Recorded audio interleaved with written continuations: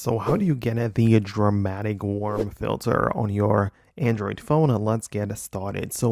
Of course, you can use some built-in solutions just like all the time inside of the camera. You can find some filters right there, and you can go ahead and change and switch in between those.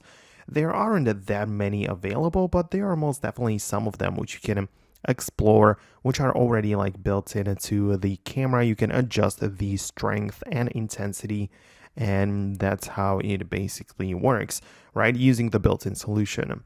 But if you ask me, I like to apply the filters to my photos and videos through a social media app. And it doesn't necessarily have to mean that I actually publish the video or photo to that platform, but I can still use it to apply my filters.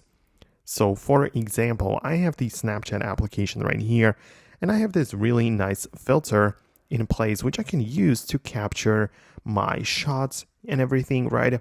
And then once I'm done, I can just save it to my gallery and, have it in my photos or share it anywhere I want. So it doesn't mean that I have to publish it on Snapchat.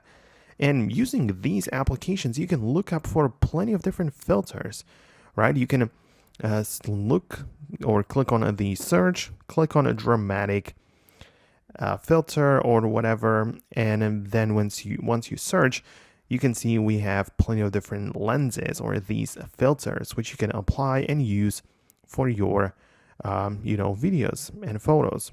Same thing for Instagram or TikTok. Those platforms have their own filters and all of the features in place where you can capture the video or photo and save it somewhere else, right? So this is another feature or possibility. But then you can still just capture a regular photo or regular video without any effect in place and use third-party editing tools. For example, there is an app called VSCO, which is known for its versatility in like the filters department. So many options are enabled right there, which you can use to edit your photos and give it a nice dramatic effect. There's also Lightroom, Snapseed, plenty of different apps. So as you can see, you can take this many different paths.